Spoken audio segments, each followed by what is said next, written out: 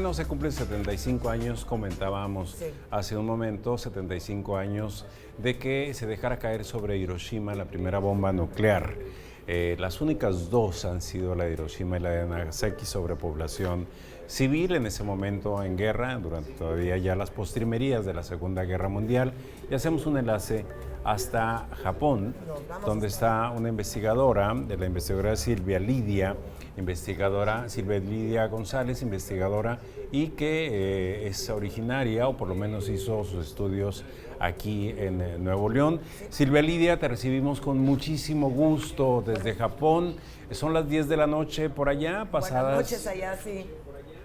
Gracias, buen día. Sí, son las 10 de la noche aquí en Japón.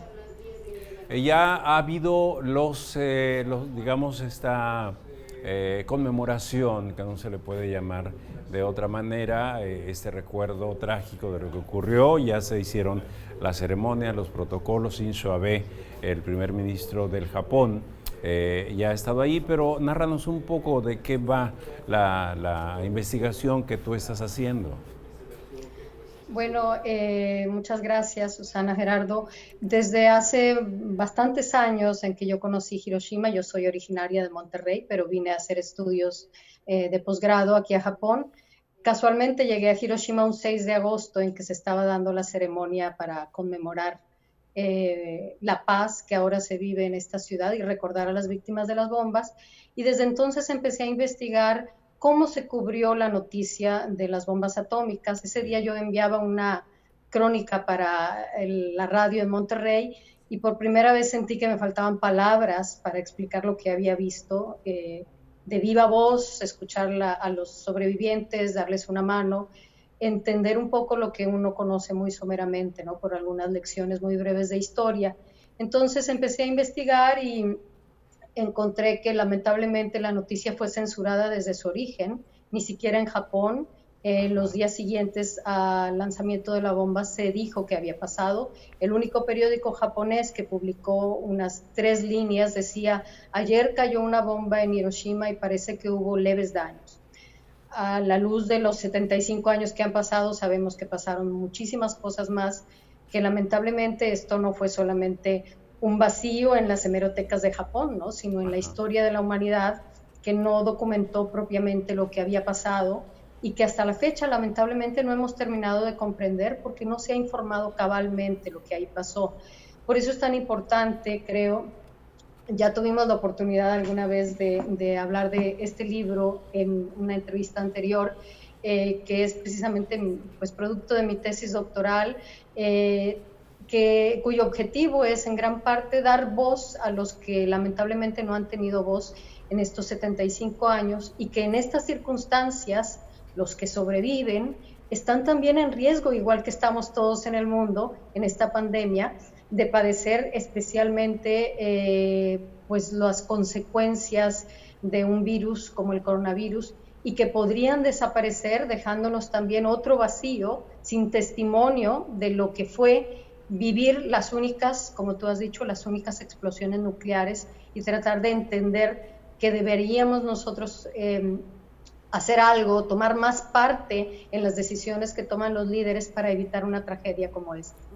Silvia Lidia, quisiera preguntarte desde un punto de vista más, digamos, sociológico, ¿cuáles fueron los factores que intervinieron para que Japón saliera adelante luego de haber recibido estos 2 golpanazos tremendos que fue lo de Hiroshima y Nagasaki? Tienen fama los japoneses a nivel internacional de ser disciplinados, de tener un alto sentido del honor, de ser muy ordenados, pero ¿cuáles dirías tú, como estudiosa de estos temas, que fueron los factores que entraron en juego para sacarlos adelante de algo así? Pues son muchos factores, desde luego hay una manera de ver la vida, se habla mucho de la resiliencia de los japoneses, ¿no? De esa capacidad de sobreponerse en esta sociedad donde las casas tienen paredes de cartón, donde hay muchas construcciones que no están pensadas para sobrevivir siempre. Esta es una sociedad telúrica, aquí se da el 10% de los terremotos más fuertes del mundo, aquí está también el 10% de los volcanes activos del mundo, aquí cayeron estas 2 bombas atómicas. De alguna manera, en la historia de la sociedad japonesa ha habido muchas tragedias y ha habido la necesidad de reinventarse, de rehacerse encima de esas tragedias. De tantas voces que he escuchado de los sobrevivientes de la bomba, es increíble saber que es verdad eso de que aquel que sobrevivió y todavía tenía sus manos, sus ojos, su cabeza, al día siguiente fue a trabajar, fue a intentar tratar de rescatar algo para aportarle a la sociedad.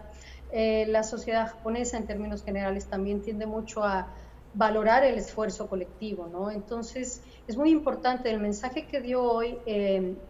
Hay una declaración de Hiroshima cada año y de Nagasaki también. El mensaje del alcalde por la paz este año tiene que ver mucho con la necesidad de la unión, no solo de Japón, del mundo entero, para lograr objetivos comunes. Los japoneses trataron de unirse, en gran parte siguiendo a sus autoridades, a las nuevas autoridades en Japón, para rescatar el país. El caso de Hiroshima, lamentablemente, pues tenemos que decir que la mayoría de la ciudad quedó de luto, era una ciudad en ruinas, pero por ahí había líderes que trataban de rescatar de la poquita vida que parecía tener Hiroshima, pues un gran milagro, ¿no? La resurrección de esta ciudad.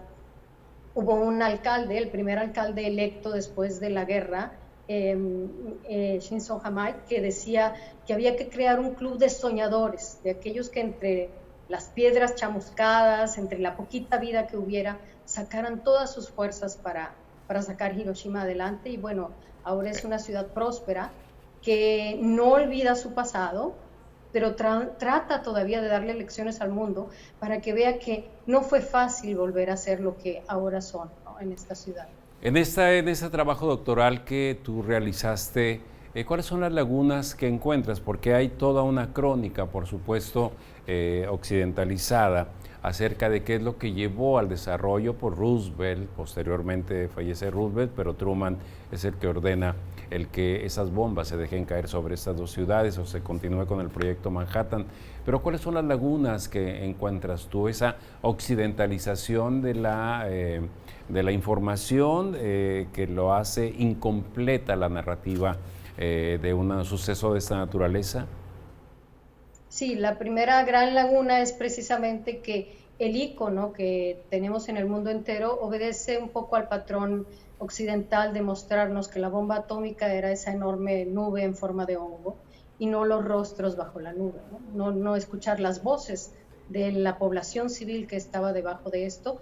Evidentemente, el argumento oficial nos dice que la bomba se lanzó para acabar con el poder militar de Japón, que ciertamente Hiroshima tenía una importante base militar, pero la mayoría de la bomba se lanzó, el hipocentro está en el centro de la ciudad, las víctimas fueron mayoritariamente civiles, entonces nos ha faltado mucho entender la historia desde el lado de los vencidos, en este caso de los que estaban abajo, que también ellos tienen su carga también, pues ellos revisan su historia y saben que Japón fue a la guerra también, que la armada japonesa pues fue también bastante agresiva en Asia.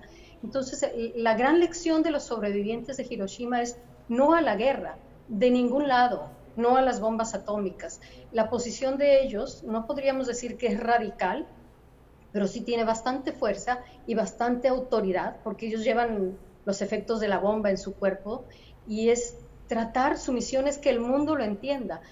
¿Cuál es la gran pregunta que se hacen en momentos como este? ¿Cuál es la ventaja de grandes países en el mundo de tener una grandísima inversión en armas nucleares si en este momento su población se está muriendo por falta de investigación científica, por falta de medicinas, por falta de tratamientos?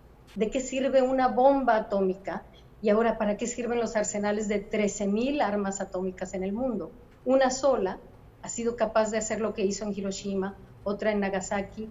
¿Para qué son las bombas atómicas? Había 2 niños hoy en el discurso también de la ceremonia de conmemoración, niños de 6º grado de primaria que parecen tan lejanos a esa historia, pero que han heredado esa lección y le dicen al mundo desde una voz inocente: nosotros no necesitamos armas atómicas en el futuro. Ojalá que el mundo lo entendiera así. Sí. Bien, en alguno de los ensayos, Lidia había leído la reacción cuando prueban la bomba en Los Álamos. la primera bomba y se descubren el poder que tenían, cómo consternó, mientras que algunos celebraban, de los investigadores que encabezaba Oppenheimer, celebraban, otros estaban totalmente desconcertados, estaban en un shock por lo que podría causar. La devastación. Incluso se hablaba en ese momento, ante el desconocimiento de la energía atómica, que podría incendiar la atmósfera. Entonces habían desvelado el secreto de Dios, una cosa así. Ajá. Sí, bueno, los científicos tienen una parte muy difícil de comprender en esta historia, porque ciertamente, así como había algunos celebrando una victoria bélica, otros, por supuesto, hicieron una comisión y fueron a hablar con el presidente Truman y le dijeron, ¿sabe, los que estamos trabajando en esto, sentimos que tenemos sangre en las manos? Ajá. Hay una terrible anécdota que dice que Truman sacó un pañuelo y les dijo, aquí tiene, puede usted limpiárselas, ¿no? Entonces, hay muchos cuestionamientos de los mismos científicos que participaron directamente en los ataques. Hay un dato que a veces conocemos poco, y es que en los 3 aviones que iban en la misión del lanzamiento de la bomba en Hiroshima, uno de ellos, el avión de los científicos, que era el que llevaba personal de ingeniería para dibujar el hongo de la explosión, estaba encabezado por el científico Walter Álvarez, de origen hispano, de origen cubano-español, y él, en el momento en que sucede el hongo, empieza a darse, lo empieza a dibujar y le empieza a enviar una carta a su hijo de 5 años, Walter, para decirle, no sé lo que acabamos de hacer, no sé si esto realmente nos va a salvar o nos va a matar, ¿no? Luego, ambos fueron científicos, ganaron premio Nobel también, pero para mí es uno de los primeros cuestionamientos que hubo de parte de los mismos que lanzaron la bomba, ¿no? Uno de los primeros cuestionamientos importantes, una parte humana muy fuerte. A veces eso se borra porque se dan siempre las argumentaciones o la justificación política de esto.